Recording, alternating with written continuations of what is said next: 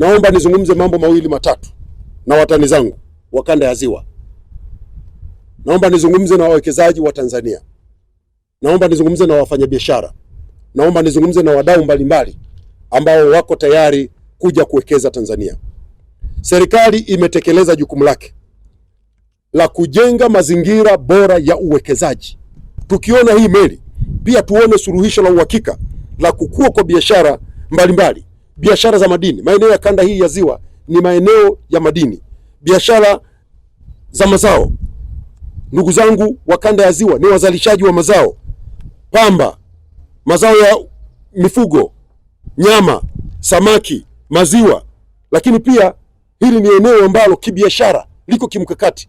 Ukifanya biashara maeneo ya kanda ya Ziwa na uwepo wa meli hii, una uhakika wa kufanya biashara Tanzania, Kenya, Uganda na kote ambako uwepo wa meli hii unawezesha ama unarahisisha mambo ya kufanya biashara.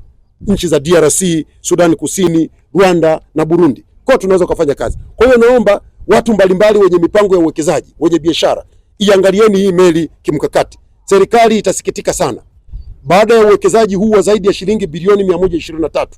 Tuone meli hii inakosa abiria. Tuone meli hii inakosa mizigo.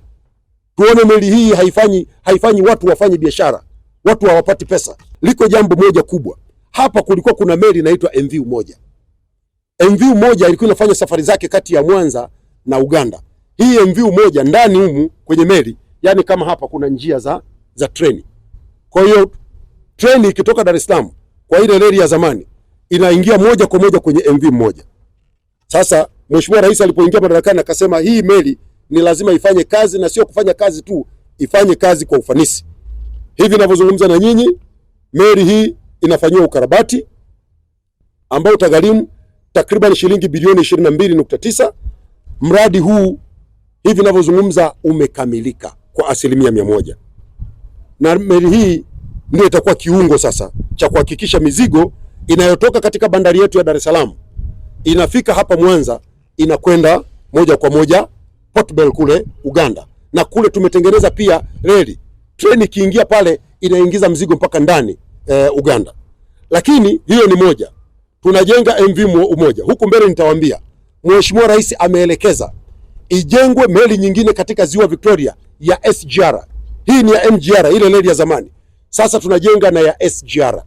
Lengo letu ni kwamba mizigo yetu itakayokuwa inasafirishwa kwa SGR ikitoka Dar es Salaam inaingia moja kwa moja kwenye hiyo meli na inakwenda moja kwa moja kwenye masoko mbalimbali. Iwe ni Port Bell, iwe ni Kisumu, iwe ni kwingine kokote ambako tutahitaji iende. Na ndugu zangu, napozungumza SGR ya Tanzania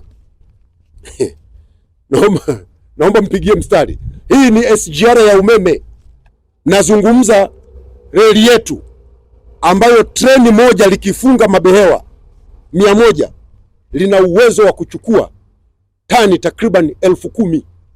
Hii meli tulionayo hii treni tulionayo hii, ile inachukua kati ya tani 800 mpaka 1200. Hii SGR itakapoanza, na niwape tu taarifa, kwa mahesabu ambayo tumeyapiga na utekelezaji wa mradi wetu, tunategemea mpaka mwaka 2028 SGR kutoka Dar es Salaam hiyo imefika Mwanza.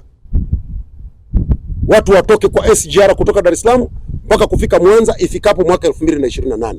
Ikifika wakati huo, tutakuwa tunaweza kusafirisha mizigo yetu kutoka Dar es Salaam mpaka kwenye bandari za nchi jirani kwa kutumia meli zetu, meli ya MGR na meli ya SGR. Meli ya SGR ambayo ina uwezo wa kuchukua mizigo mingi na inakwenda speed kali. Serikali pia inafanya uwekezaji kwenye maziwa mengine, Ziwa Tanganyika na Ziwa Nyasa. Tunafanya kazi kubwa katika Ziwa Tanganyika. Pale tuna mradi wa kimkakati kabisa wa ukarabati wa meli ya MV Liemba ambayo ina uwezo wa kubeba abiria 600 na tani 200 za mizigo, ikiwa ni sehemu za juhudi za kuimarisha usafiri wa majini katika Ziwa Victoria. Ukarabati huu unatekelezwa kwa gharama ya shilingi bilioni 32.9 na unatarajiwa kukamilika mwezi Julai mwaka huu 2026. Hadi sasa MV Liemba ukarabati wake umefikia 55%.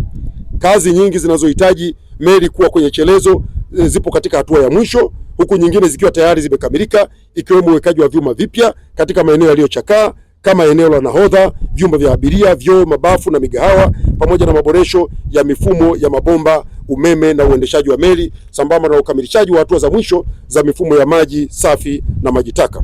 Hatukuacha pia kuwekeza kwenye maeneo mengine ambayo ni muhimu ama huduma saidizi za usafirishaji wa majini, na hapa ni katika kuwekeza kwenye huduma za usafiri wa majini na uokoaji.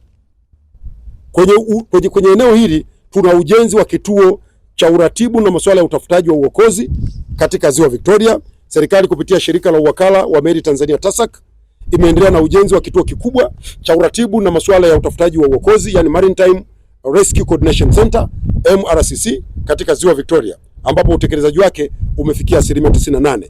Kituo hicho kitaimarisha usalama wa usafirishaji na usalama wa watu na vyombo vya usafiri katika Ziwa Victoria. Tunao ujenzi wa vituo vidogo vitatu vya utafutaji na uokoaji, ambako TASAC inaendelea pia kufanya ujenzi wa vituo hivyo katika eneo la Kanyara Geita, Ukerewe na Msoma, ambapo utekelezaji katika eneo la Kanyara Geita umefikia 91%, Ukerewe tumefika 85% na Msoma tumefika 91%. Vituo vyote vimeunganishwa na umeme wa TANESCO. Mahitaji ya kuunganisha vituo na mifumo ya TEHAMA yamekamilika na samani pamoja na vifaa vya mawasiliano na TEHAMA viko tayari. Tumefanya kazi ya ununuzi wa boti maalum za uokoaji. Serikali imenunua boti ya wagonjwa ambulance boat kwa ajili ya Ziwa Victoria, ambayo tayari imewasili na iko tayari kutoa huduma. Boti hii ni kama hospitali inayotembea na itaboresha huduma za afya na uokoaji kwa wananchi waishio visiwani na maeneo ya mwambao. Pia serikali imenunua boti moja ya utafutaji na uokoaji katika Ziwa Tanganyika, boti mbili katika Ziwa Victoria na boti moja ukanda wa bahari kule Tanga. Hatua hii imeongeza uwezo wa taifa katika kukabiliana na ajali. Lakini pia tumefanya ujenzi wa minara ya mawasiliano. Minara mitatu ya mawasiliano katika Ziwa Victoria. Tunajenga mnara katika eneo ama kisiwa cha Soswa ambao umefikia 50%. Tunajenga mnara katika kisiwa cha Kunene ambao umefikia 50%, na mnara mwingine tunajenga katika kisiwa cha Kweru ambao umefikia 70%. Hii minara ni muhimu sana katika kusimamia usalama wa ziwani.